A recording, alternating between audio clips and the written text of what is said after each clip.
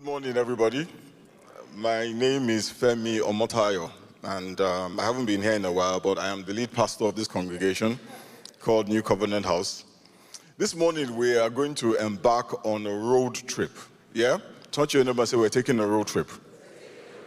How many people here have been on a road trip? Road trip. What's the longest you have been on a road trip? If you've been on a 20-hour road trip, raise your hand. 20 hours. Driven for 20 hours. Wow. 10 hours. 17 hours. Amen. So you guys are used to this waka. Amen. So, hey. So we're embarking on a road trip. So I suggest you get comfortable. I was going to dress for a road trip this morning, sweatpants and a sweatshirt. But I was just late and I didn't know how to make it work. So I just put on clothes. Our destination is joy. Amen. That's where we're going. We're going to joy. But we will stop in a town called Hope. And no, it's not Hope, Arkansas. The second town we'll visit is a town called Peace. And then we shall stop by at a city huge called Love. Amen. And finally, we'll end our journey at Joy. So, are you ready? Let's go. For those who haven't figured it out yet, what we are doing is actually a journey to the birth of Christ. Amen?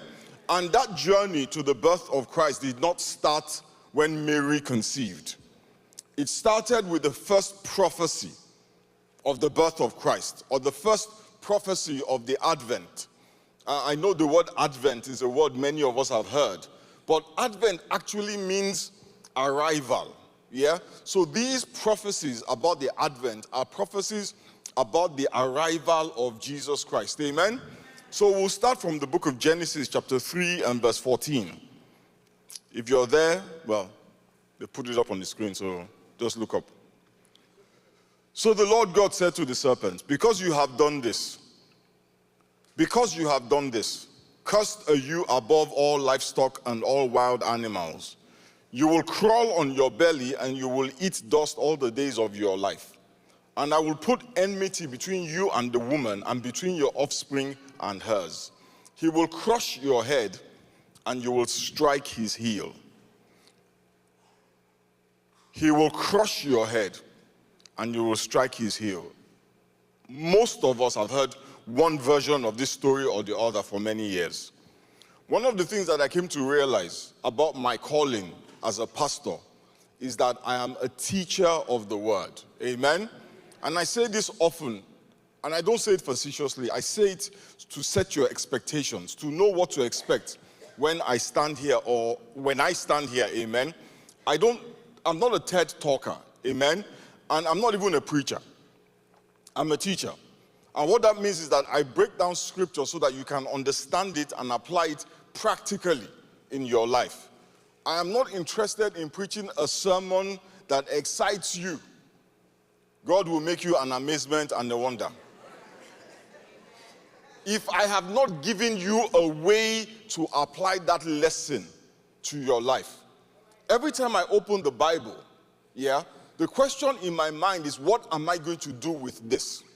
So there are times I read stuff in the Bible and I don't see what I am going to do with it, right? But then I come to realize that sometimes it is not so much about what you do as to the way that you think. Because the way that you think eventually affects what you do. So many times, scripture is not always telling you do this or do this or do that. But it is designed many times to change the way that you think. The Bible says, let this mind be in you, which was in Christ Jesus. The Bible says, do not be conformed to the world, but be transformed by the renewing of your mind. The renewal of your mind is what leads to transformation in your life. You cannot think the same way and hope to behave differently. If you keep thinking in the way and in the patterns that you used to think, I promise you the results in your life will remain exactly the same. We keep looking for miracles, but a miracle is God intervening. God's intention is not for us to live by miracles. Amen? His desire for us is to live in his divine providence, in the center of his will, where everything that we do is a consequence of thoughtful obedience to the leading of the Holy Spirit. Amen? So when I teach, my goal is to inspire you by bringing understanding. And hopefully that understanding will bring light. The Bible says that the entrance of his word, it brings light. Amen? So that's what I'm trying to do this morning. But let me be clear, all of this is done by the Holy Spirit and the anointing of God. Because anybody who knows me knows that I do not have the patience to teach anybody anything. I didn't do homework with my girls. Thank God for my wife. They would have failed miserably in school. Because I just don't have the patience to explain things naturally. In my house, when we watch a movie, there's this little thing that flashes on the screen that says this movie is to be watched in absolute silence. Under no circumstances are you to ask me any questions, or you'll be thrown out of the house. Amen? So most of us know this story, yeah? God had spoken to Adam. There's a loud hum here. Can we do something about it? Yes, I know. I can hear the hum. God has spoken to Adam, right? And when God made the Garden of Eden, he had put two trees in the garden. One was the tree of life, and the other was the tree of the knowledge of good and evil. Don't let the length of the name throw you off. Every word in that name is significant. The tree of the knowledge of good and evil. Turn to your neighbor and say, the tree of the knowledge of good and evil.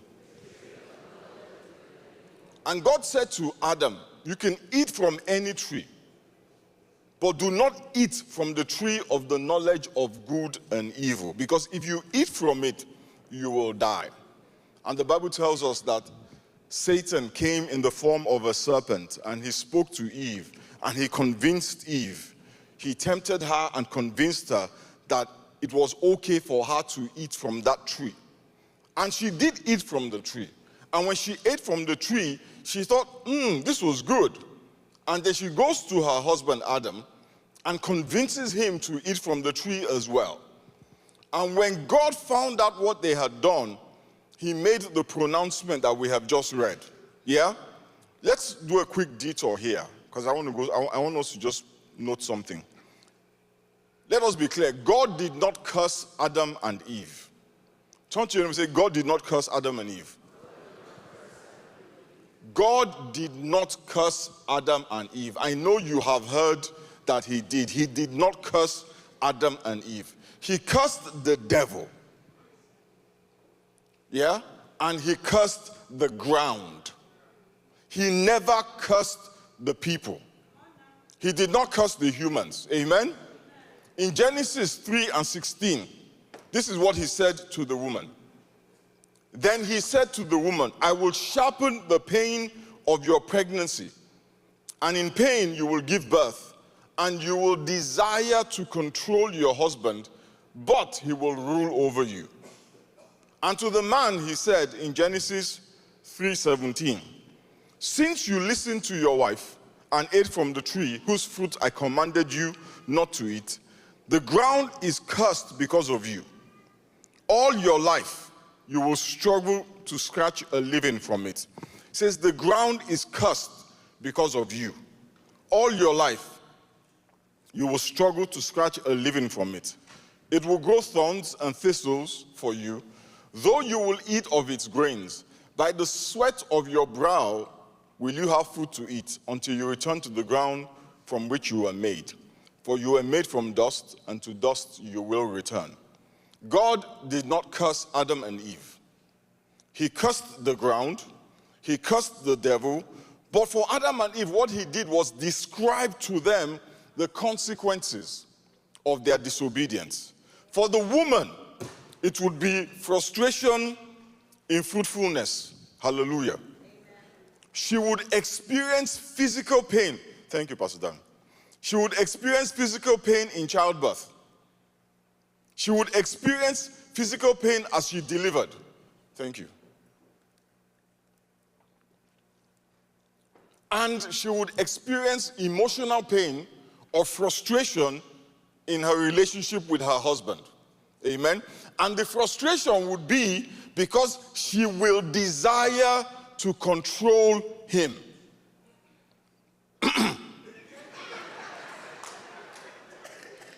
You good?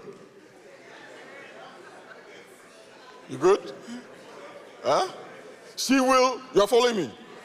She will, I didn't say it. Woe betide me to suggest. But he said, she will desire to control him. But, he will rule over her. Two of those things are not good. It is not good that she control him. And it is not good that he rules over her. That is why they are the consequences of sin. God's intention was not for a man to be controlled by a woman. God's intention was not for a man to rule over a woman or a woman to control a man.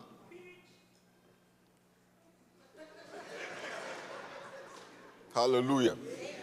It is not his original plan. So all those people that say, well, a woman is the neck and the husband is the head, the neck controls the head, they are talking nonsense. Foul. Hallelujah. It is not his original intention for a woman to suffer at childbirth or for her to experience all of those frustrations. All of these things are not his plan. They are the consequences of sin. It is not God's original plan for us to struggle to be productive because the ground is cursed. There will be a struggle now, but that was not the plan. He says you will eat of its grains. You will be productive, but it will be with sweat because you're going to have to deal with the thorns and the thistles. Now, if you go back and look at God's original mandate to Adam, he said, be fruitful. He said, multiply, replenish, and have dominion. There is no pain in those things. There is no frustration in it. And you do not see any thorns and thistles in it. All of these things are the consequences of Adam's disobedience. Amen? And I know when you hear this, most of us are not farmers, but we really encounter this on a daily basis at our jobs, or in our businesses, or in our careers. I was talking to somebody the other day, I said, there has to be an easier way to make money. Because hard work is hard. Hallelujah. Hard work is hard. The other day, I was in the kitchen from 5 a.m. to 3 a.m., and I made $160. I was like, what?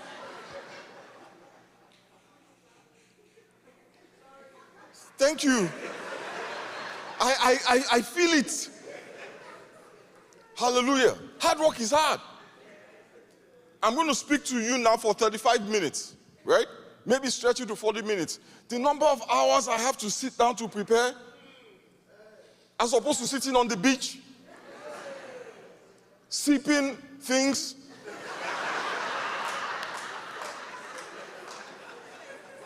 Things. Nice things. Hallelujah. Hard work is hard. But it wasn't meant to be hard. All the mothers and the married women here will tell you about the frustration that comes with being in a relationship where someone is trying to rule over you, trying to dominate you. God never asked husbands to dominate their wives. He says, animals, have dominion, replenish the earth, be fruitful. Domination does not come into marriage. If you're trying to dominate your spouse, foul. That is not God's plan for you. But every husband here will tell you about the frustration that comes from, there you go, knucklehead, that comes from trying to stop being controlled. Trying to rule over a woman who wants to control you. It's like, it's so frustrating. You want to go left. And your neck says you must go right. Hallelujah. You know, I think the interesting thing is why God laid this out for us so clearly. One of the reasons why he spelled out everything is so that we can know that it doesn't have to be that way. It doesn't have to be that way. There's some things that we cannot fix, but some things we can fix. Yeah? We cannot fix our bodies to the extent that we can eliminate completely the pain of childbirth, right? Or the difficulty that comes with work. But we can allow the Holy Spirit to help us so that we are not trying to control or rule over each other. In fact, the only person you should be controlling or ruling over is yourself. The Bible says in the book of Proverbs, chapter 16 and verse 32, it says, he that is slow to anger is better than the mighty, and he that ruleth his spirit than he that taketh a city. I'll read that from the NIV. The NIV puts it in a way that I like, and the sisters might want to pay attention to this. Proverbs 16:32. Better a patient person than a warrior, one with self-control than one who takes a city. While I was preparing for this sermon, I came across a verse that I think is a word for somebody here. It's not really relevant to the sermon, but I'll just read it anyway. I think it will bless somebody. Proverbs 19:11. A person with good sense is patient, and it is to his credit that he overlooks an offense. A person with good sense is patient, and it is to his credit that he overlooks an offense. Every little thing you have to say something about it. Nothing gets by you. You don't overlook any flaw. You don't. You must call everything out. The Bible says you don't have good sense. A person with good sense is patient, and it is to his credit that he overlooks an offense. If you cannot overlook an offense, you do not have good sense. If you must call everything out, you don't have good sense. If nothing gets by you, there must be accountability for every single thing. You don't have good sense. If I don't breathe right, you must call it out. You don't have good sense. I forgot to do the dishes, you must call it out. You don't have good sense. I was just clearing my throat. What's wrong with you guys? You know, let's get back on our trip. Let's get back on our road trip. Let's get back on our road trip. Eh? So Adam and Eve disobeyed God. I wasn't talking about you. Because some people are looking at me. My wife. No, it's the way my wife just sat down and did her head like this, like, I got you. Good sense, Abby. Until let an offense slide now. Yeah. Let the offense slide. It's been a while. You know, let's get back on our trip, right? So Adam and Eve disobeyed God. And I'm sure it was a very dark day in the Garden of Eden. God is upset, and he's saying some very harsh, very difficult things. But right in the middle of these pronouncements, in the middle of cursing the devil, he says something so profound, all of creation has to stand still and listen. He says, he will crush your head. He's talking to the devil, and he's saying to the devil, his seed will crush your head. Her seed will crush your head. And in that declaration, God was saying that a seed was coming from the woman, not from Adam. Right? From Eve, not from Adam. Her seed will crush your head, because the seed that was coming, right, had to come from Eve, because every seed that came from Adam was already tainted by his disobedience. So from that point, the journey to redemption began. The process of reconciling us, of bringing us back into the Garden of Eden began. How thoughtful is God that even from that moment, he's not carried away by the emotions of his anger. He's immediately making plan to solve the problem. And he says immediately, her seed will crush your head. This was the first declaration that a seed was coming from the woman who would be victorious over Satan. Hallelujah. And then, if you read the Bible subsequently, what you will see is that God starts to drop many hints and many clues in so many prophecies. He's giving signs and like little breadcrumbs leading people to the seed so that when the seed appears, they would recognize him. Each new prophecy gave more clarity.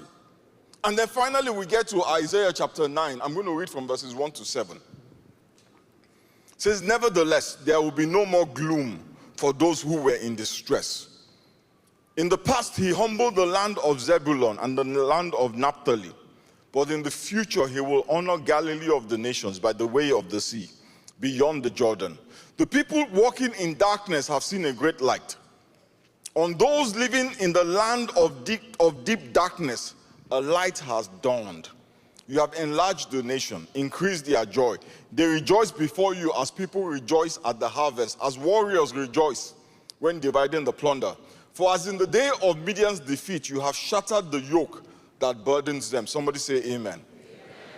It says, you have shattered the yoke that burdens them, the bar across their shoulders.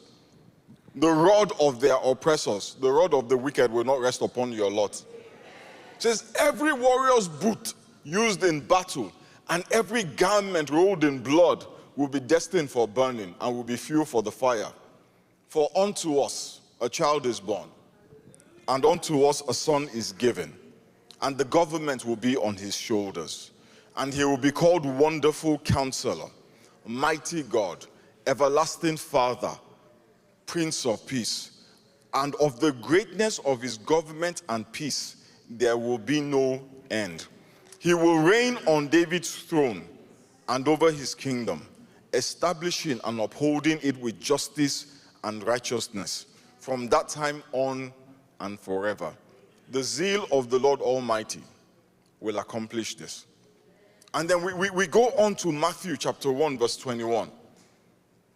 She will give birth to a son, and you are to give him the name Jesus, because he will save his people from their sins. So you see the progression. Her seed will crush your head. Unto us a child is born. She will give birth to a son, and you are to call his name Jesus. Why? Because he will save his people from their sins. Hallelujah. He will save his people from their sins. When John the Baptist saw Jesus for the first time, he says, behold the Lamb of God who takes away the sins of the world. And one of the things that we must always remember, all the problems that we see in the world today are the offshoots, the derivatives of sin.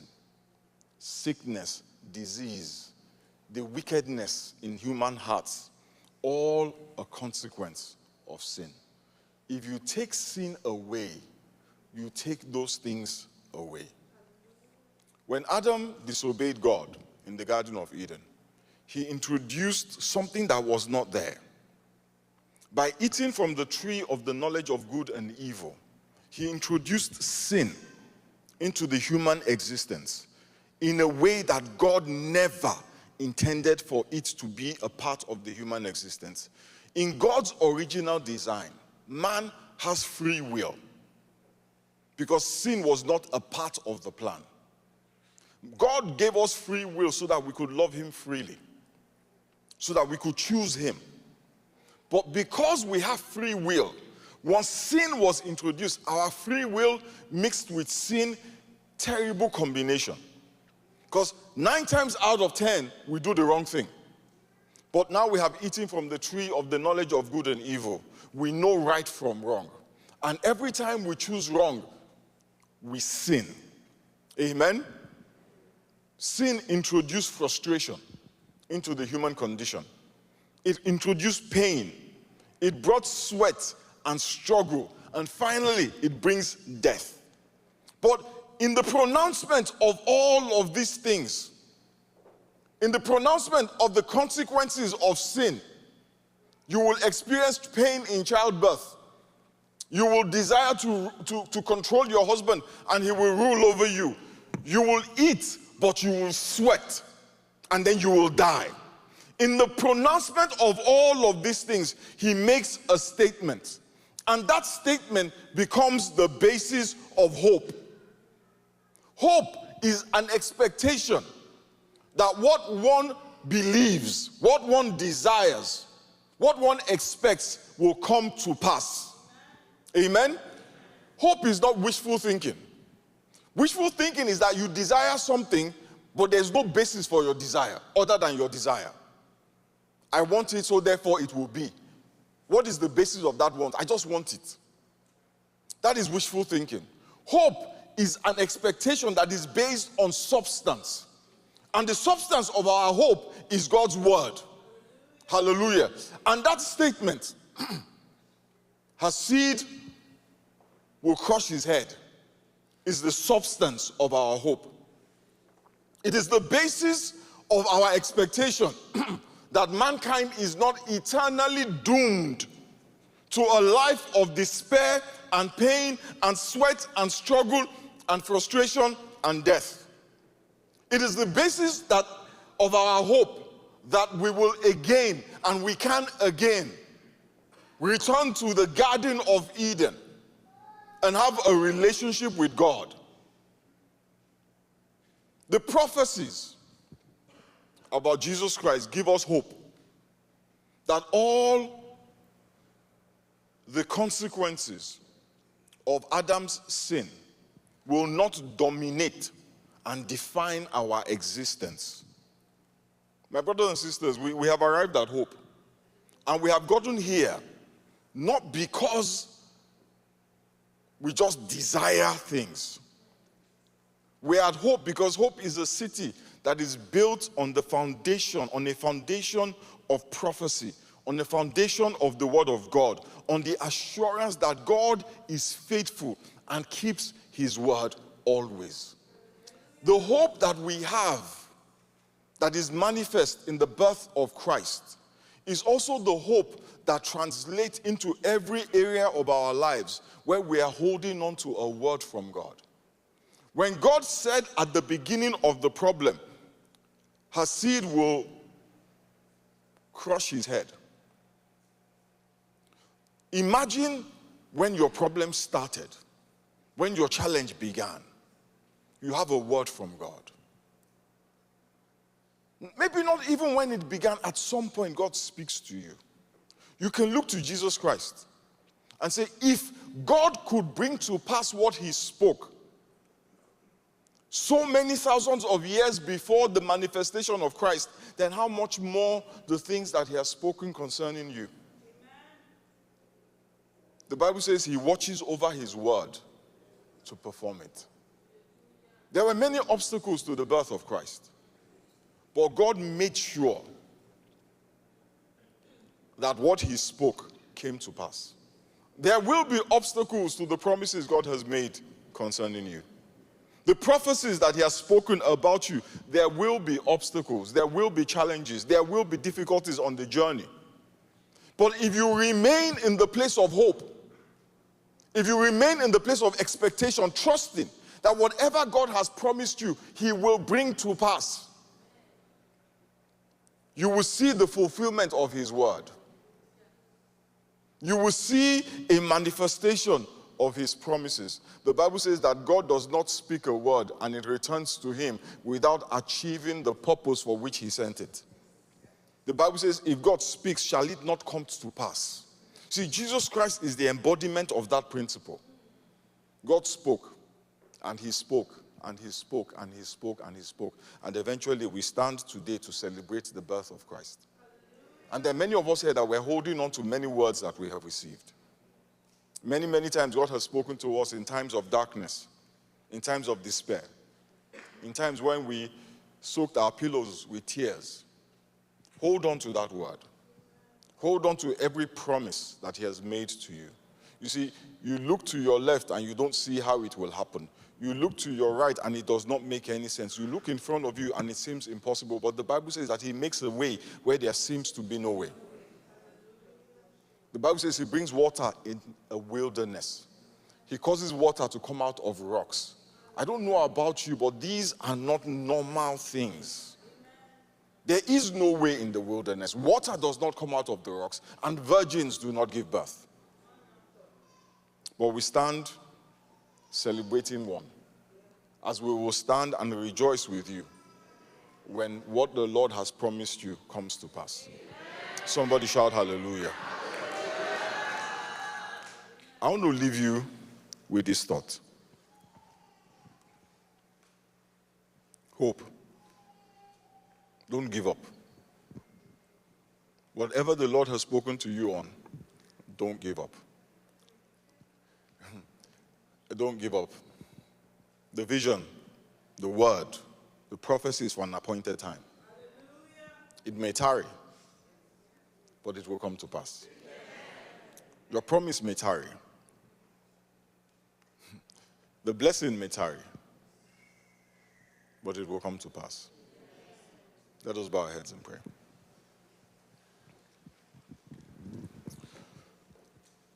Father, we thank you. We thank you, Father, that you have given us a word. The Bible says in the beginning was the Word, and the Word was with God, and the Word was God. But then the Word was made flesh and dwelt amongst us. Father, we thank you for the Word that dwells amongst us, that dwells in us. We thank you, Father, for all the promises you have made, all the prophecies we have received. We thank you for the dreams, for the visions.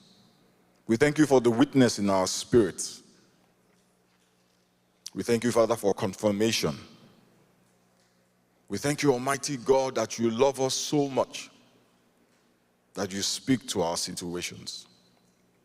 Father, this morning we pray that you will grant to us the strength to wait on you. The Bible says, they that wait on the Lord shall renew their strength.